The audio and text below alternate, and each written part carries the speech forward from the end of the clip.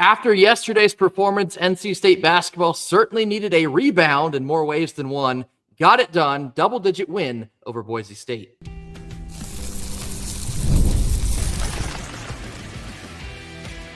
You are Locked On Wolfpack, your daily podcast on the NC State Wolfpack, part of the Locked On Podcast Network, your team every day. What's up, Wolfpack Nation? It's time to get locked in with Locked On. Thanks for making Locked On Wolfpack your first listen each and every day. We are free and available wherever you get your podcasts and on YouTube.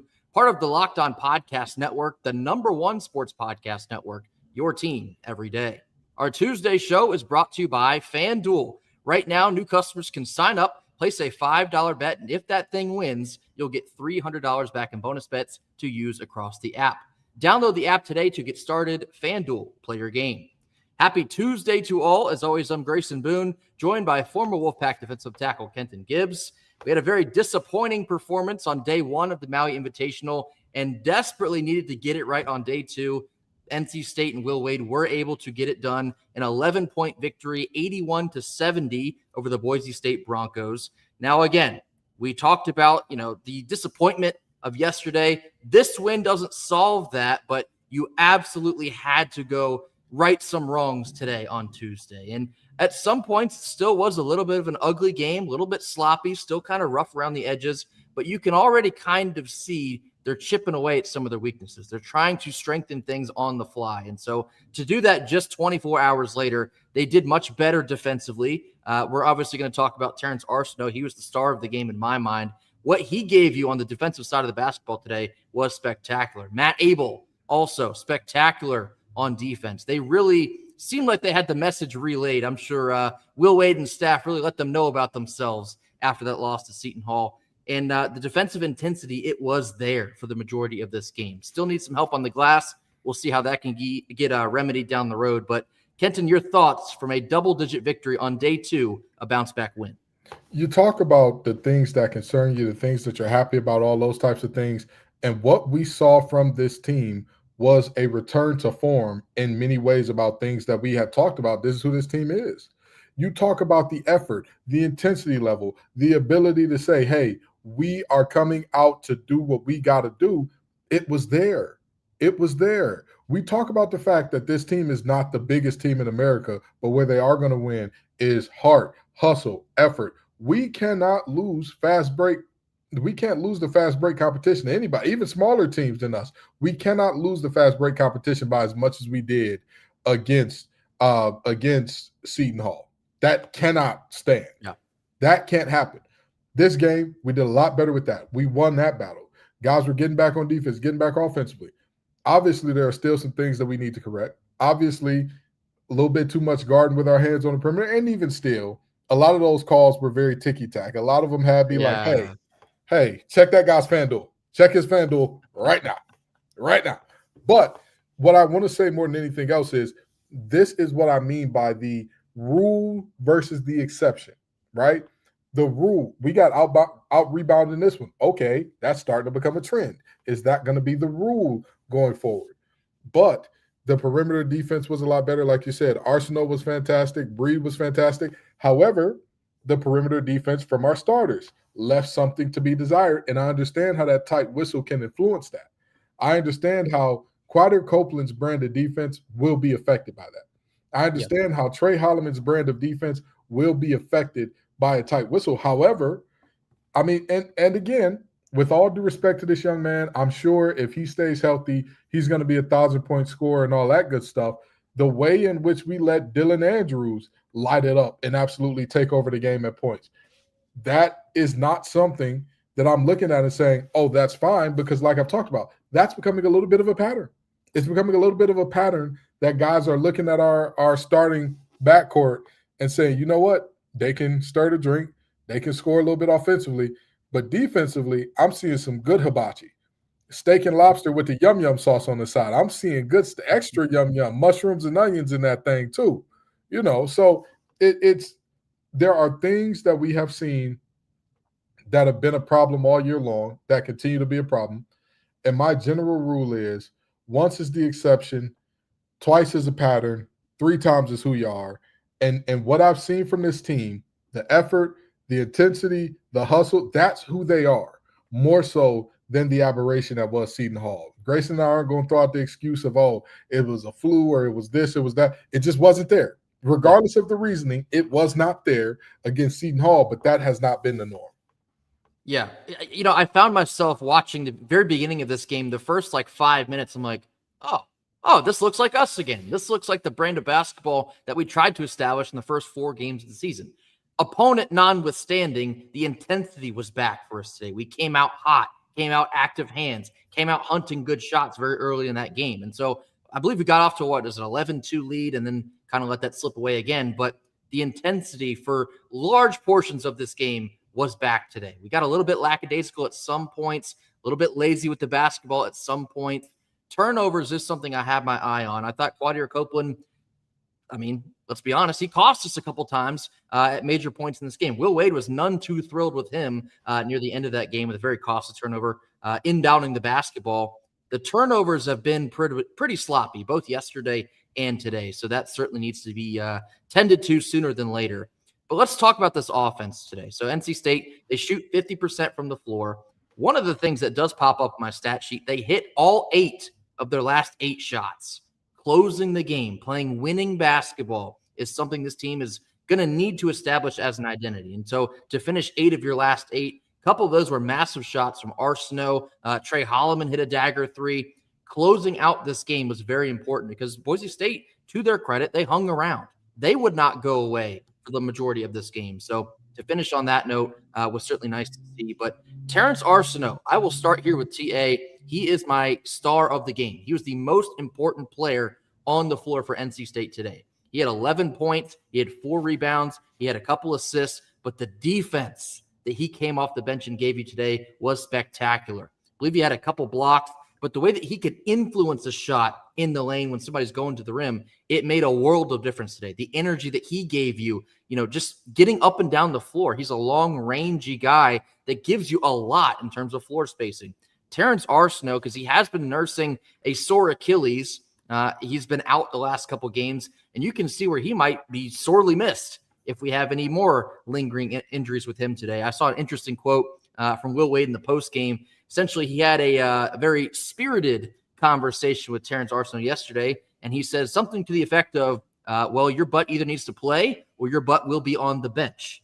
And today, he was not only off of the bench, but in the game, making a massive impact. So Terrence Arsenault was my star of the game. I think that we might not win this game if he doesn't play or give us the impact that he did give us. So great to see him enter this game and provide an instant impact. There's a reason that I named Terrence Arsenault as my X factor for this team way back a couple months ago when we talked about it. And Kenton, I'll tee you up for yours. Kenton, your X factor was Matt Abel. What'd you see from Matt Abel today? The same thing that we always see from Matt Abel. Matt Abel, when this young man is unique, because when you think of a spark plug off the bench, you think of a guy who can score a lot, which he can do. But Matt Abel is a spark plug in every way. He can come off the bench and lead your team in rebounding. He can come off the bench and lead your team in steals like he did today. 5 of them things. 5 of them. Count them up. The bench today was so fantastic. I want to give you a very real stat for today, okay? These starters were 37.5% from deep. That's what the starters were from deep, 6 of 16. The bench comes in and they were 3 of 7. That's the type of stuff. And a couple big three shots at that. And a big 3 shot. And then that doesn't even get into the defense. Because if we were to say, who are our best 2 perimeter defenders this game? Who were the guys that gave Dylan Andrews the most fits and kind of slowed down some of his single-handed runs in this game? Everybody would say, Arsenault and Abel. That's it. Those are your answers. Both of those guys came off the bench. But this is what I mean when I say this team is, if they find ways to get it done, there's different guys on different nights. And it's getting to the point with Matt Abel where part of you wants to ask why he's not starting, but there's also another part of it that I think this is why, more than anything else, why I think he's more valuable off the bench. He brings whatever this team needs when they need it. Last game, with Darian Williams being passive, we're going to need you to score, Matt. What does he do? goes out and puts up nearly his career high. That's what this young man is about. Whatever the team needs. This game, we got a guard over there going off. He's going ballistic. The kid can't miss. What does he do? Hey, Terrence, me and you, we got to go mano a mano with this man. Young man, may I have this dance? This is what it's going to be. Me and you all night. And they did a fantastic job there. So I look at these guys and I say, both of the guys that we deemed X factors truly were that in this game, just in different ways. But Matt Abel is so talented and so special. I don't think you can put him with the starters because I think he's too valuable to that second unit. I think he's too valuable to when you want to give Darian Williams a blow, when you want to give Quadir Copeland a blow, when you want to give Trey Holloman a blow, or if any of those guys get in foul trouble, or if any of them are injured, you can bring him in and say, okay, this is what we need, Matt. And he's going to show you, I'm ready and I'm able to do it. See what I did there? I do. I certainly get the argument of wanting Matt Abel to start. And I've said this before, I'll say it again now. I don't think with this team it's always going to be so important who starts. It's who provides the biggest impact when they're in. I'm sure, in fact, I won't be surprised if you see Matt Abel. He probably will get a couple starts here in the near future. Now, will that be permanent for the rest of the season? I think, we don't have enough information to say that yet, but he might serve us, to Kenton's point. He might currently serve us in the best fashion already. Him coming off of the bench and being an instant spark, both offensively and defensively. Get a spark in transition too. Very quick on his feet. He can give you a lot of different things from a lot of different angles. He might already be serving this team best, but we'll see. If he gets to start and flourishes in that as well, again, I won't be surprised. He's that level of player. But Matt Abel put in another stellar performance for us today. I want to talk about something else. I mentioned it yesterday, but just the composure. You rarely see the composure in a true freshman like you see in Matt Abel. It almost looks like the game is, in a sense, like slower to him. He moves quickly, but it's almost like he's just comfortable at any and all times. Freshman mistakes, yeah, they're probably going to happen from time to time. He's just a true freshman. That's what happens. But his ability to already limit those mental mistakes at such a young age, it's been nothing short of remarkable. So Matt Abel and Terrence Arsenault, probably the two best players on the court for NC State today. We know that Darian Williams did lead us technically in scoring 16 points, fouled out at the end of the game. Those ticky-tack fouls, fouled out Holloman and Copeland as well. Turned into a little bit of a ref show.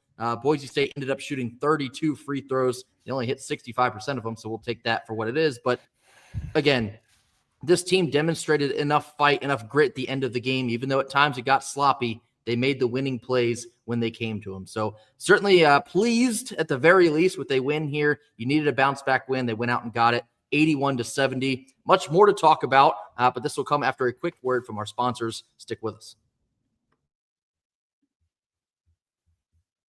Our Tuesday episode sponsor is FanDuel. The NBA is back, and there's no better place to get in on the action than with FanDuel, the official sports betting partner of the NBA. Even if you missed the start of the game, you want to ride the hot hand, FanDuel has live bets on everything from who will score the next bucket to each and every fourth quarter comeback. Plus, you can even combine your live bets into a same-game parlay for a shot at a bigger payout. It keeps every game more exciting, and especially when your team's the one making the late push. Right now, FanDuel is giving new customers $300 back in bonus bets when you sign up, place a $5 bet, and that sucker wins.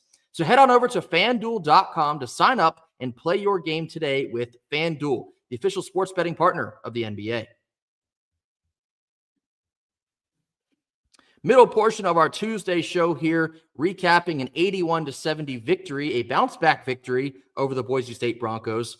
They played USC fairly close in the opening game, and last I checked, I believe USC is going to beat Seton Hall in that second-round game. But Boise State, I think that will end up, when it's all said and done, being a somewhat quality win. I think as it stands right now, even though the net is not technically out and available, it's probably going to be like a quad 2 win. The net and the committee, for whatever reason, they love them some Mountain West. And so we'll see how Boise State fares the rest of the season. But I think this will end up being a pretty quality win for the Wolfpack. And so now moving forward here, Kenton, what really stuck out in this bounce back effort today on Tuesday? Yeah, what I would say stuck out is the depth. I have not seen depth like this on any NC State men's basketball team. I don't I don't even remember the last time I saw depth like this. In my time as a member of Wolfpack Nation, I have not once seen this much depth. I mean, if you were to tell me, hey Ken, if we were to go back a couple years and say, Ken, the star player is going to score 16 points and he's going to foul out of this game, do you win this basketball game? I would say no, especially with some of the older teams that we had, right? Imagine a game where when TJ Warren was here, he's only going to put up 16 and foul out. Do we win that ball game? Probably not. In fact, let me take that further. No, we don't win. The Cat Barber years, he's going to score 16 and foul out. Do we win any game like that? No, doubt it. The Trevor Lacey years, same thing. So, and it's not just about Coach Gottfried. I think it was the same thing under Coach Keys to a certain extent, to where it was like, hey, the guys who scored had to score. But in this game, Darian Williams was under his season average again. And, he's looked a little bit uncomfortable in Maui. And yet, we are still able to have a fantastic offense. Yet, we are still able to shoot 40% from deep. Nearly 40% from deep. Yet, we are still able to produce positively offensively, and we're not just having to win a rock fight, despite the fact that our main man is not having one of his typical nights. He's not on the burner that he's been on from the start of the season. So, ultimately, that is the most encouraging thing for me, for us to say, hey, two guys who are not starters are going to be X factors in this thing, and they turn out to show up and show out and basically put this thing away, for lack of a better term. That to me is exciting, because it tells me when Darian Williams does get comfortable again, how good can this team be? Because it tells me when we aren't seeing three starters foul out, how good can this team be? Because it tells me this, to me, was Quadir Copeland's worst game of the season. It tells me when he is doing better at protecting the ball and when he's not fouling out, how good does this team play? And that's an exciting thought for me. Yeah, I will certainly echo you on the depth, in large part because Arsenault, I'd say Breed and Abel all made a significant impact coming off of the bench. I do want to talk just a little bit further about Darian Williams, because I think it's pretty clear that he was told in between games 1 and 2 to be much more aggressive today. He was launching way more shots. I think, in my opinion, some of them were a little bit ill-advised. I didn't love, honestly, the majority of his shot selection, but he's such a talented scorer in that he still found a way to lead us with 16. And so him finishing with 16 and fouling out with only 3 rebounds, some might say, still didn't really get a great game out of Darian Williams. 16 points, being our leading scorer, is a down day, a game. That's a relatively mediocre game for Darian Williams. What a blessing that is to be. And so hopefully you can certainly build on that moving forward, but it goes right back to that depth. When you have younger guys, well, Terrence Arsenault's not younger, but younger guys like Breed and Arsenault, Breed's not younger either. Bench guys come in and make the difference that they did. This team's deep. And so even when you struggle in some very important fronts, you have guys that are coming in and they're ready to make impacts in other facets. So I was very impressed with that. Paul McNeil, I think, is beginning to be a little bit of an interesting case. Now, maybe we over-assumed what he'd give us. He gave us 10 points today. He was 2 of 5 from deep. I don't know how you got to figure out ways to get him more involved one way or the other. He can't just be a spot-up three-point shooter. He's got to be able to run on defense. He's got to be able to find other ways to score and get creative with the ball. I think that's something to keep an eyeball on moving forward. He had that off game against VCU, was relatively ineffective yesterday against Seton Hall. Again, he gives you 10 today, and that's all fine and dandy, but you got to find ways to get him really going, I think, here moving forward. Then Allen Lubin had a double-double today. I think he's going to be maybe an easy target of some criticism. He's an interesting player to try and follow. He gets very hot and cold. He makes some good rebounding plays, and then he gets a little lackadaisical with the anything in the interior. I think our front court is kind of struggling with holding on to the basketball right now, but he does give you a double-double today. It's just going to be a continued work in progress. I think him and Sanye both. It's just going to be a lot of patience required. It's going to have to be a lot of trial and error, I think. I know, Kenton, you mentioned Scotty Bube yesterday. Did not see him, or you didn't see Jerry Dang today either. Maybe you read into that, maybe you don't, but interesting to not see any additional help for Lubin and Sanye today. I guess that is something also to monitor, especially if you do have to play Texas tomorrow, which I do believe probably will be the case. I'd be stunned if they lose to Chaminade, so we'll see what happens there. But What did you think about the front court play today, Lubin and Sanye? You know, I know that Sanye is dealing with a little bit of an injury, but I wanted to see more of him. I hope that the big fella's okay, because in his short time on the court, he showed his importance. He showed what he is in the paint. Van Allen Lubin is a known commodity, ladies and gentlemen. I don't like people who are yelling about Van Allen Lubin not being a great rim protector. He's been in college basketball for 5 years. We know who Van Allen Lubin is. If you were expecting him to turn into prime Ben Wallace overnight, I'm sorry to tell you, that was a bad expectation. We know he's a guy that can finish at a high clip in that dunker spot, which is what he does, which is what he did. We know he's a guy that when motivated, he's as good on the boards as anybody, which is what he has shown at times this year. There have been games where I would look at Van Allen Lubin's performance and say, nah, we're going to need more from you, big fella. We're going to need more from you. Tonight wasn't one of those nights. He gave me what I expected, a double-double, and defensively, he wasn't exactly a turnstile, but he wasn't a great deterrent either. That's what I expect from Van Allen Lubin defensively.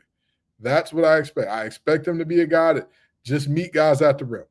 Do your best defensively, because, I mean, that's who he is. Again, Abube, we did not see it all. Don't know what's going on there. Jerry Dang is another guy that I think could have been just immensely valuable in this game to pull their bigs away from the rim, even though we shot fantastically anyway. But this is just a game where I look up and I say, I'm excited about this win. Again, we're not bringing home the trophy that we want, but we're not going to sit here and cry the entire time we're in Maui about the game one loss.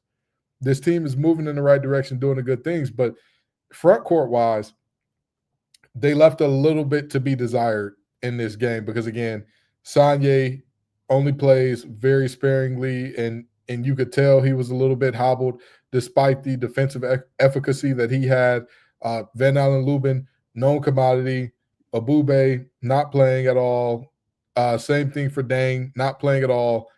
So, you know, the front court guys that are not responsible for doing a lot of the ball handling like a Darian Williams and all that, there was a little bit left on the table here. Yeah, I mean, there's certainly some tightening up that needs to happen in the front court, and that is also something to monitor moving forward. But I think Van Allen Lubin gives you double-double today.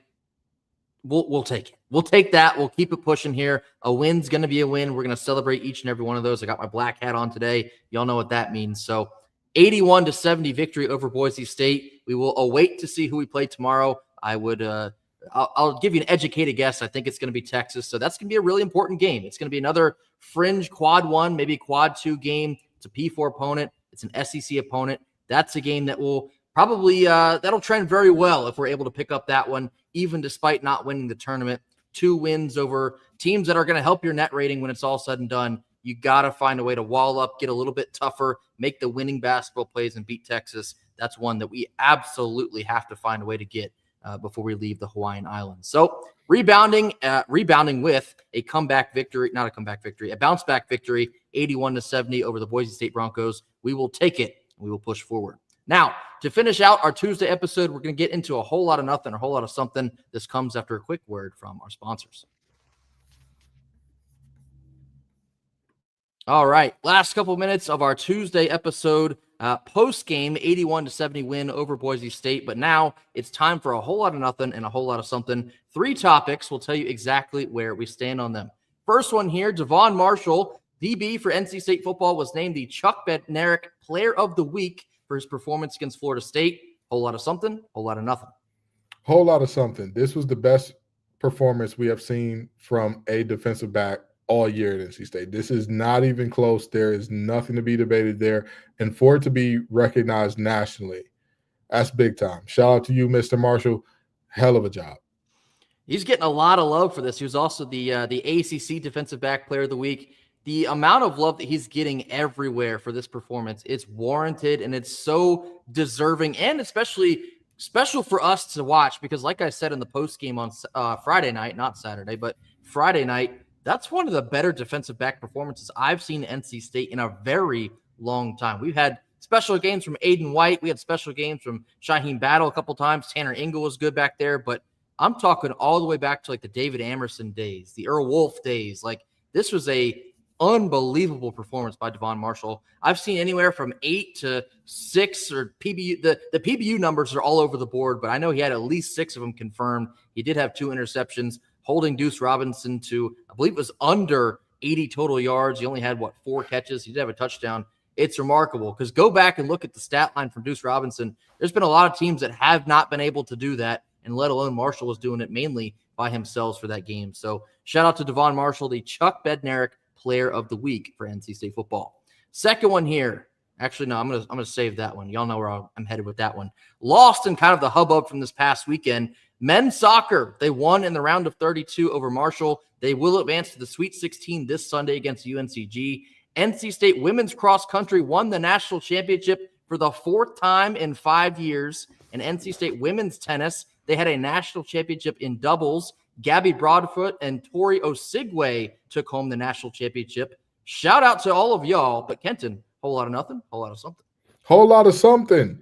I want to win at everything. I want to have the best rifle team, the best cross-country team. If there is a sport, if there is a lettered sport for building paper planes, think and do, baby. We're a Research One Institute. Let's be the best at it. So to see all these things and all these teams in which the Wolfpack are playing absolutely fantastic ball, this is what I want to see. I want to see our soccer team be one of the best and have me actually intrigued to learn what offsides in soccer is. I want to see it. I want to hear about our cross-country team putting belt to behind, once again winning national championships. Keep filling up that trophy case.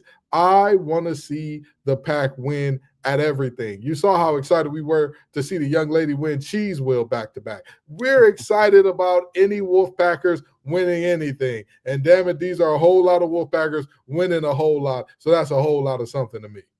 There's a saying that a rising tide will raise all ships. And when you are good in virtually everything athletically, that will eventually, over time, that's going to help out your men's basketball, your women's basketball, your baseball, and your football, because we obviously know those are the big 4 that gets the majority of the attention from NC State fans. We know it. You know it. Let's be honest about that. But to watch NC State really excel, and I mean like really excel in some of the non-revenue and Olympic sports the last couple of years, this is why I speak generally very highly of Boo Corrigan. He's doing an excellent job, and you might have a lot of criticalness, that's not a word, behind some of the decisions of, contract extensions and firing or not firing, but that's not the whole job. And so shout out to Boo Corrigan. We appreciate everything you're doing at NC State. We're trending in the right direction in more ways than just one. And so don't get lost in all the anger of a